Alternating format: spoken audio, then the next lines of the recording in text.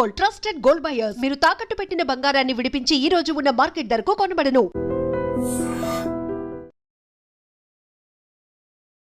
Hi, hello, నమస్తే, welcome back to iDream media. ఈరోజు మనతో ఉన్నారు 30 ఇయర్స్గా లా ప్రాక్టీస్ చేస్తూ ముఖ్యంగా ఇమ్మిగ్రేషన్ మనకి లాయర్గా ఉన్న రాహుల్ రెడ్డి గారు మనతో ఉన్నారు.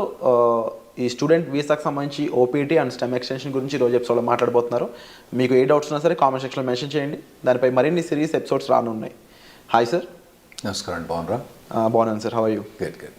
సార్, ముఖ్యంగా స్టూడెంట్ వీసా మీద ఎవరైతే వెళ్తూ ఉంటారో వాళ్ళు ఇనిషియల్ పీరియడ్లో వాళ్ళకి ఓపీటీ మీద ఇచ్చే ఈ టైం పీరియడ్ అనేది ఏ విధంగా ఉంటుందంటారు? లేటెస్ట్గా దాని మీద ఎటువంటి అప్డేట్స్ రానున్నాయంటారు? ఇప్పుడు నార్మల్గా డిగ్రీ చేసేటప్పుడు కానీ బ్యాచిలర్స్ కానీ మాస్టర్స్ చేయగానే మన పిల్లలు ఎక్కువ మంది మాస్టర్స్ పోతుంటారు కాబట్టి మాస్టర్స్ గురించి ఎక్కువ మాట్లాడదాం. మాస్టర్స్ డిగ్రీ అయిపోయిన తర్వాత వాళ్ళకు ఓపీటీ అని 1 year వర్క్ పర్మిట్ ఇస్తారండి. ఆ వర్క్ పర్మిట్ వచ్చినప్పుడు వాళ్ళు కంపల్సరీ వర్క్ చేయాలన్నట్టు. ఓకే. వాళ్ళకు ఒకవేళ జాబ్ రాకపోతే ఆ ఓపీటీ అనేది క్యాన్సిల్ అవుతుంది. వాళ్ళకు ఒక ట్రాకింగ్ సిస్టమ్ ఉంటుంది, సివిస్ ట్రాకింగ్ సిస్టమ్ అని ఉంటుంది అన్నట్టు. ఆ ట్రాకింగ్ సిస్టంలో వాళ్ళు ఇన్ఫామ్ చేయాలి, మీ ఎంప్లాయర్ ఎవరు, ఎక్కడ ఉంటున్నావు నువ్వు, ఇవన్నీ ఇన్ఫామ్ చేయాలన్నట్టు. అయితే ఆ 1 year పీరియడ్లో 90 days అన్ఎంప్లాయ్మెంట్ అలౌడ్ అండి.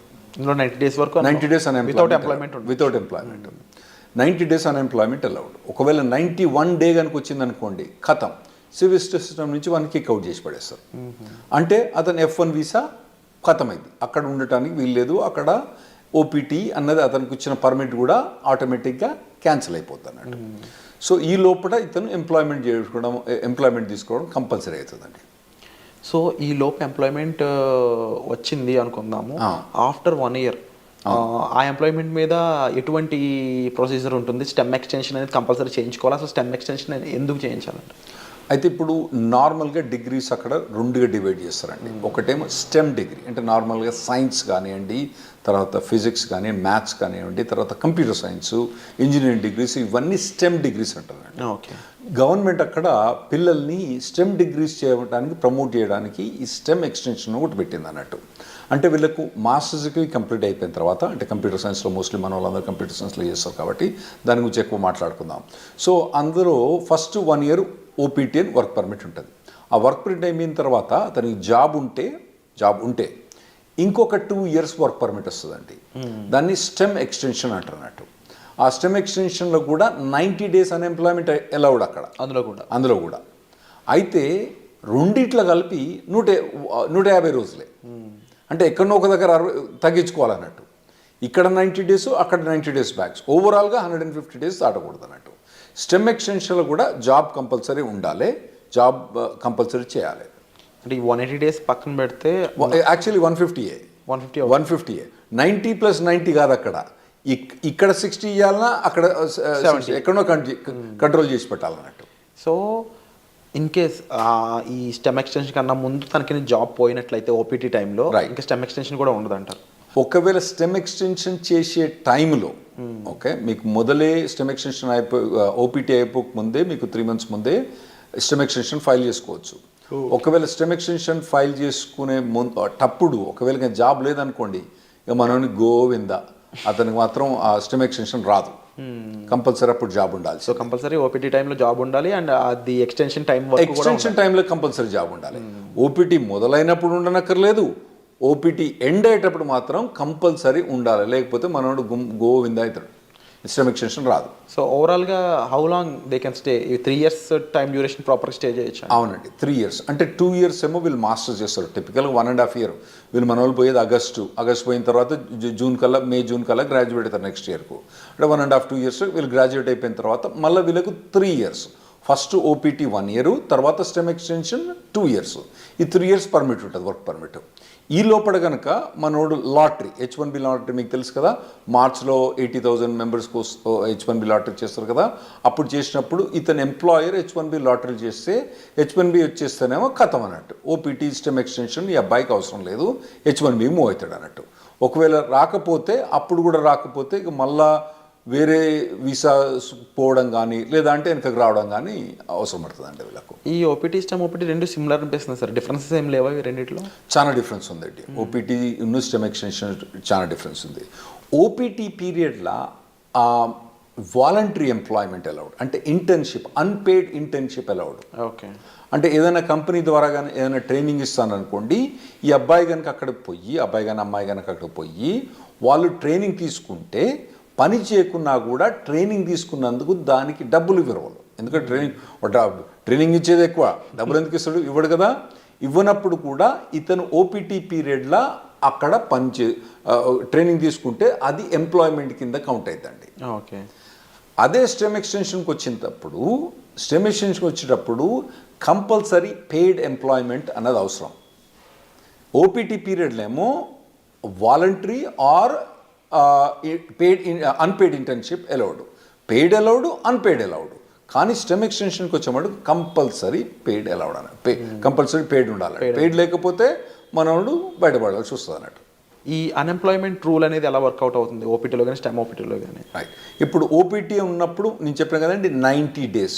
ఓకే, 90 daysలో అంటే ఇతను కనుక ఒక 30 days కనుక సేవ్ చేసుకుంటే మళ్ళీ నెక్స్ట్లో కూడా 90 వాడుకోవచ్చు. అంటే ఇక్కడ 60 వాడుకొని మళ్ళీ నెక్స్ట్ 90 వాడుకుంటే బెటర్. ఓకే, కానీ ఇతనికి 90 days దాకా పర్మిట్ ఉంటుంది అన్నట్టు. సో నార్మల్గా వీళ్ళకి ఇంటర్న్షిప్స్ వస్తాయండి బాగానే.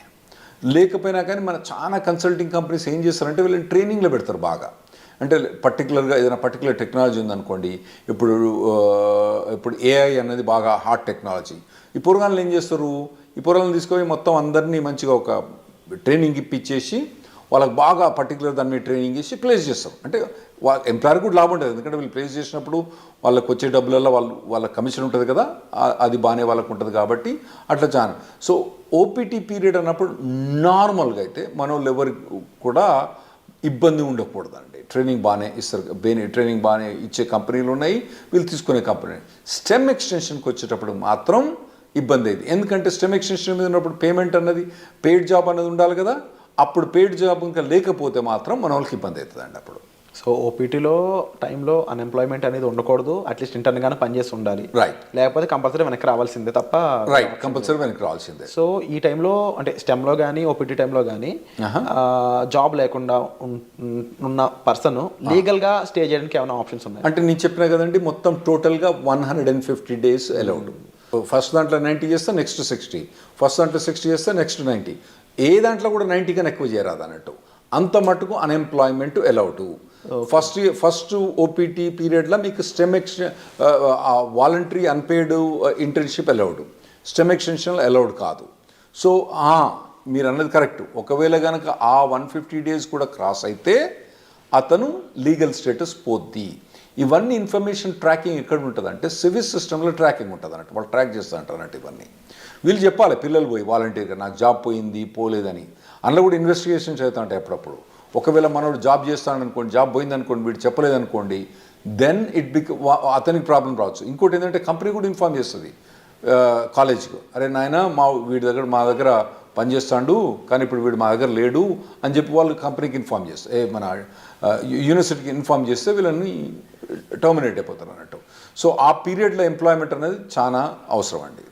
అయితే ఈ స్టెమ్ ఎక్స్టెన్షన్లో 40 hours జాబ్ అవసరం లేదు, 25-30 hours జాబ్ కూడా చేసుకోవచ్చు. ఒకవేళ కనుక అతనికి తక్కువ జాబ్ ఏదైనా దొరికిందనుకోండి, తక్కువ టైంలో దొరికిందనుకోండి, స్టెమ్ ఎక్స్టెన్షన్లో ఆ 25 hours 30 hours కూడా చేసుకోవచ్చు అన్నట్టు. ఇది స్టెమ్ ఎక్స్టెన్షన్ ఫస్ట్ 1 year కాదు, తర్వాత నెక్స్ట్ 2 yearsలో. ఓపీటీలో ఇన్ కేస్ ఈ ఫ్రీ జాబే ఉంది, ఇంకా అవును, నెక్స్ట్ స్టెమ్ ఎక్స్టెన్షన్ ముందు కూడా ఫ్రీ జాబే ఉంది అంటే ఓపీటీ నుంచి స్టెమ్ ఎక్స్టెన్షన్ పోయేటప్పుడు ఆ స్టెమ్ ఎక్స్టెన్షన్ జాబ్ అన్నది కంపల్సరీ పెయిడ్ జాబ్ ఉండాలి. లేకపోతే యుఎస్సిఎస్ పర్మిషన్ ఇవ్వదు, స్టెమ్ ఎక్స్టెన్షన్ ఇవ్వదు. సో లీగల్గా వీళ్ళు ఎలాంటి అప్లై చేయొచ్చు? ఫర్ ఎగ్జాంపుల్ అప్పటికి జాబ్ ఫైండ్ అవుట్ చేయకపోతే లీగల్గా ఇంకేం చేయలేరు అంటారా? అవునండి. స్టెమ్ ఎక్స్టెన్షన్ అప్పుడు కనుక ఒకవేళ కనుక ఫస్ట్ 1 yearలోనేమో వీళ్ళకి ఇంటర్న్షిప్ జాబ్స్ ట్రైనింగ్స్ బాగానే ఉంటుంది. ఆ తర్వాత కనుక వీళ్ళకు ఒకవేళ కనుక పెయిడ్ జాబ్స్ కనుక దొరకకపోతే ఖతం. సో వీసా చేంజ్ అవ్వడం లాంటి ప్రొసీజర్ ఏమైనా ఫాలో అవ్వచ్చు? అవునండి. అప్పుడు వాళ్ళు B2కు చేంజ్ ఆఫ్ స్టేటస్ ఫాలో కావచ్చు, లేదంటే మళ్ళీ కాలేజ్ పోయి ఇంకో మాస్టర్స్ డిగ్రీ చేయొచ్చు, మళ్ళీ లేదంటే డాక్టరేట్ డిగ్రీ చేయొచ్చు, లేదంటే వాళ్ళకు ఒకవేళ H4 ఆప్షన్ ఉంటే H4 చేయొచ్చు, లేదా ఇండియాకి రావాలన్నా ఇండియాకి రావచ్చు, లేదా కెనడాకి పోవన్నా కెనడాకి పోవచ్చు.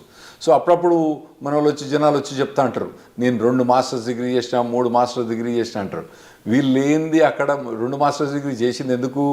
ఆడ పోయి వాళ్ళు ఏదో మాస్టర్స్ డిగ్రీ ఇంకో మాస్టర్ డిగ్రీ ఉంటే వాల్యుయేషన్ అని కాదు. 90% ఆఫ్ ద మెంబర్స్ ఏమవుతారంటే వాళ్ళు అక్కడ ఉండటానికి వేరే మాస్టర్స్ డిగ్రీ చేస్తారు.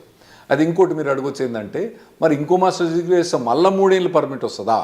గ్రేస్ పీరియడ్స్ ఎలా ఉంటాయి అసలు? ఒక లెవెల్ ఆఫ్ డిగ్రీకి ఒక ఓపీటీ, ఒక స్టెమ్ ఎక్స్టెన్షన్, ఇంకో లెవెల్ ఆఫ్ డిగ్రీకి ఒక ఓపీటీ, ఒక స్టెమ్ ఎక్స్టెన్షన్. అంటే బ్యాచిలర్స్ డిగ్రీకి ఓపీటీ స్టెమ్ ఎక్స్టెన్షన్ ఉంటుంది, మాస్టర్స్ డిగ్రీకి ఓపీటీ స్టెమ్ ఎక్స్టెన్షన్ ఉంటుంది, మళ్ళీ డాక్టరేట్ డిగ్రీ ఉంటుంది. మనోళ్ళు చాలామంది పోయేది మాస్టర్స్ డిగ్రీకి కాబట్టి వాళ్ళు మాస్టర్స్ డిగ్రీ చేసినప్పుడు ఒక ఓపీటీ, ఒకటి స్టెమ్ ఎక్స్టెన్షన్, అంటే 3 ఏళ్ళు వర్క్ పర్మిట్ ఉంటుంది. ఈ లోపల కనుక వాళ్ళకు జాబ్ పోతే వాళ్ళు మళ్ళీ వేరే మాస్టర్స్ జాయిన్ అయ్యి మళ్ళీ మాస్టర్స్ తీసుకుంటే మళ్ళీ ఓపీటీ అన్నది రాదు. ఓవరాల్గా మాస్టర్స్ అనే దానికి ఒకే ఓపీటీ ఒకటే మళ్ళీ మాస్టర్ చేసి ప్రతిసారి మాస్టర్ చేసినప్పుడల్లా ఓపీటీ మళ్ళీ అది వస్తుందా? రాదు. అండ్ ఇన్ కేస్ జాబ్ వచ్చాక జాబ్ ఛాలెంజెస్ అనేవి ఏ విధంగా ఉంటాయి వీళ్ళకి? ఉంటాయండి, జాబ్ ఛాలెంజెస్ బాగా టఫ్గా ఉంటాయి. ఎందుకంటే వీళ్ళు నార్మల్గా కన్సల్టింగ్ కంపెనీ ద్వారా పోతారు కాబట్టి వీళ్ళకి జాబ్ డ్యూటీస్ హెవీగా ఉంటాయి, జాబ్ ఛాలెంజెస్ ఉంటాయి. నేను నార్మల్గా స్టూడెంట్స్కి ఏం చెప్తా అంటే, ఇక్కడ మీరు ఇంజనీరింగ్ చేసేటప్పుడు, ఇండియాలో ఇంజనీరింగ్ చేసేటప్పుడు మీరు ఇంటర్న్షిప్స్ చేయండి. వేరే కంపెనీస్లలో, సాఫ్ట్వేర్ కంపెనీస్లో ఇంటర్న్షిప్ చేయండి. ఇక్కడ నాకు తెలిసి ఇక్కడ చాలా software companies they are ready to take ఈ ఇంటర్న్స్ తీసుకుంటాను రెడీ ఉంటారండి. ఇంటర్న్షిప్ చేయండి, తర్వాత పర్టికులర్గా ఏ సాఫ్ట్వేర్ మీద కానీ ట్రైనింగ్ చేయండి, మోడల్ ప్రాజెక్ట్స్ చేయండి. ఇటువంటివన్నీ మీరు ఫస్ట్ ఇయర్ నుంచి చేసుకుంటే రావాలన్నట్టు. అంటే ఎలాంటి ఇండస్ట్రీస్ మోస్ట్లీ ఓపీటీని స్టెమ్ని ఎక్కువ రిక్రూట్ చేసుకుంటాయంటే? ఇప్పుడంటే మన వాళ్ళందరూ ఐటీలో పోతుండ్రు కాబట్టి ఐటీ ఇండస్ట్రీ గురించే మనకి ఎక్కువ ఉంటాయి. అంటే వేరే ఇండస్ట్రీ అంత మెచ్యూర్ కాలే. ఇప్పుడు వేరే మెకానికల్ ఇంజనీర్ కానీ, సివిల్ ఇంజనీర్ కానీ వీళ్ళకి పోతే వీళ్ళకు ఓపీటీ మీద జాబ్ కానీ, మెకానికల్ ఇంజనీర్ వాటి మీద ఓపీటీ స్టెమిషన్ చాలా కష్టమైంది అబ్బాయిలకు వాళ్ళకు. అదే ఐటీలో పోయిన వాళ్ళకి ఏంటంటే వీళ్ళకి ఒక పాత్వే ఉన్నది ఆల్రెడీ. చాలా మటుకు జాబ్ ఆపర్చునిటీస్ బాగానే ఉన్నాయి. కాకపోతే మన పిల్లలు ఏం చేయాలంటే మొదటి నుంచే వీళ్ళు ట్రైన్ కావాలి. ఏదైనా పర్టికులర్ టెక్నాలజీ ఎంచుకొని వీళ్ళు ఫస్ట్ ఇయర్ బ్యాచిలర్స్ డిగ్రీ కానీ, సెకండ్ ఇయర్ బ్యాచిలర్స్ డిగ్రీ కానించి అప్పటి నుంచి ఏదైనా టెక్నాలజీ ఎంచుకొని పోవాలి. తర్వాత ఏంటంటే మధ్యలో టెక్నాలజీ చేంజ్ అయిందనుకోండి, చేంజ్ కావాలి దానికి టెక్నాలజీ. ఎందుకంటే టెక్నాలజీ ఎంత ఫాస్ట్గా చేంజ్ అవుతుందంటే, ఆర్టిఫిషియల్ ఇంటెలిజెన్స్ ఏంటంటే 3 ఏళ్ల కింద దాని పేరేం లేదు, నవిడియా పేరేం లేదు. ఇప్పుడు అది number 1 company in the world అయిపోయింది. సో అట్లా టెక్నాలజీస్ అన్ని ఇప్పుడు అందరూ ఎవ్వరు కూడా ఆర్టిఫిషియల్ ఇంటెలిజెన్స్ అంటున్నారంటూ. కొన్ని కంపెనీస్ పనిచేస్తూ చెప్తారు, మాకు అసలు ఆర్టిఫిషియల్ ఇంటెలిజెన్స్ అవసరం లేదు, కానీ మా కంపెనీలో ఎందుకు హైర్ చేస్తున్నారో లేదు, వాడు రెజ్యూమ్ మీద ఆర్టిఫిషియల్ ఇంటెలిజెన్స్ బెటర్, వానికి ఒక ఏదైనా కోర్స్ కానీ, ఏదైనా ఒక 5 months ఎంప్లాయ్మెంట్ కానీ, ఇంటర్న్షిప్ కానీ ఉంటే తీసేసుకుంటారు మా దగ్గర అని చెప్తాను వాళ్ళు. సో అటువంటి హాట్ టెక్నాలజీస్ ఉన్న వాళ్ళు వీళ్ళు చూస్ చేసుకోవడం బెటర్. కాకపోతే కొద్దిగా మొదటి నుంచి కూడా ఒకవేళ, ఎందుకంటే ఇప్పుడు ఏఐ అంటున్నారు, అంతకుముందు డేటా సైన్స్ అన్నారు, రేపు ఇంకోటి అంటారు. సో ఇటువంటి ఏ ఒక్క టెక్నాలజీ కూడా ఒక పర్సన్ ట్రైన్ అయితే ఆ టెక్నాలజీ మారినప్పుడు ఈజీగానే అడాప్ట్ అయిపోతారు. నువ్వు ఉట్టిగానే కూర్చొని 4 ఏళ్ళు ఏం పని చేయకుండా, ఆ తర్వాత నువ్వు మాస్టర్స్ డిగ్రీ చేసేటప్పుడు కూడా ఏం ట్రైనింగ్ తీసుకోకుండా చక్కగా నువ్వు పోయి మాస్టర్ డిగ్రీ అయిపోయిన తర్వాత నువ్వు ఓపీటీకి పర్మిషన్ ఇచ్చి ఆడ పోయి జాబ్ ఏమంటే అప్పుడు కష్టమైంది. ఇప్పటి నుంచి మీరు బిల్డప్ చేసుకుంటూ పోవాలన్నట్టు. ఇవి చాలా కాంపిటేటివ్గా ఉంటాయి ఓపీటీ స్టెమ్లో కూడా. అట్ ది సేమ్ టైం మీరు ఈ డౌన్ టర్న్స్, ముఖ్యంగా లే ఆఫ్స్ కానీ అవి ఎంత ఇంపాక్ట్ చేస్తాయంటారు ఓపీటీ వాళ్ళని? బాగుంటాయి, ఓపీటీ మీద ఇంపాక్ట్ బాగుంటుంది. ఫస్ట్ ఒకటి మీరు అర్థం చేసుకోవాలి, శాలరీస్ ఎట్లున్నాయి వీళ్ళవి. యుఎస్ శాలరీస్ 80 లక్షలు 90 లక్షలు. ఏది ఓపీటీ స్టెమ్ ఎక్స్టెన్షన్ కూడా 80 లక్షలు 90 లక్షల నుంచి మొదలైతే వాళ్ళకి శాలరీస్. సో మనకి ఇక్కడ ఇండియాలో ఏంది, మీరు పెద్ద కంపెనీలు పోయినా అనుకోండి, అది వెరీ సర్ప్రైజ్. గూగుల్ అటువంటి కంపెనీస్లలో, అంటే నేను పర్టికులర్ గూగుల్ అని చెప్పాను, వేరే కంపెనీస్లో శాలరీ చూస్తే వాళ్ళకి ఏంది నెలకు 30,000, నెలకు 25,000, అంటే దాదాపుగా 4 లక్షలు 5 లక్షల ప్యాకేజ్ కూడా మా ఎక్కువ ఇక్కడ. ఏది ఎంట్రీ లెవెల్లో అక్కడ 80 లక్షల నుంచి 90 లక్షల దాకా ప్యాకేజ్ ఉంది అక్కడ. అయితే అట్లా ప్యాకేజ్ ఉన్నప్పుడు ఇక్కడ వీనికేమో 5 లక్షలు వస్తా అంటే నీకు ఆడ 80 లక్షలు ఇస్తాను అంటే నీ పెర్ఫార్మెన్స్ ఎట్లా ఉండాలి? You have to be at least 10 times better than the guy who's working here. నువ్వు ఉన్నావా లేదా 10 times? లేనప్పుడు నువ్వు షార్ప్మెంట్ స్కిల్ చేసుకోవాలి. నువ్వు అట్లా ఆలోచించాలి. ఇక్కడ వచ్చినానికేమో 5 లక్షలు, నీకేమో 80 లక్షలు, అంటే నీది కనీసం 10 రెట్లు ఎక్కువ ఉండాలి నీ పెర్ఫార్మెన్స్. అంటే 10 రెట్లు ఎక్కువ ఉండాలంటే నువ్వు షార్ప్ అని చేసుకోవాలి. Unit be fit for it. అక్కడ పోయి నేను మాస్టర్స్ అయిపోయిన తర్వాత అప్పుడు నేను నేర్చుకుంటా అంటే ఇప్పుడున్న పరిస్థితిలో మాత్రం నడవదు. 100% కరెక్ట్ సార్, డెఫినెట్లీ మీరు చెప్పిన విషయాలన్నీ కూడా. అండ్ ముఖ్యంగా ఓపీటీ స్టెమ్లో స్టూడెంట్ సిచ్యువేషన్ ఏ విధంగా ఉంటుంది, టైం పీరియడ్ ఎలా ఉంటుంది, గ్రేస్ పీరియడ్స్ అండ్ రాకపోతే ఏంటి పరిస్థితి, ఈ విషయాలన్నీ విన్నారు కదా. అలాగే H1B లాటరీ పరిస్థితుల్లోనూ ఆఫ్టర్ జాబ్ వచ్చాక లైక్లీ ఎఫెక్ట్స్ ఏమేమి ఉంటాయి అనేది వచ్చే ఎపిసోడ్లో చూద్దాం. So stay tune. Thank you so much for information. Thanks.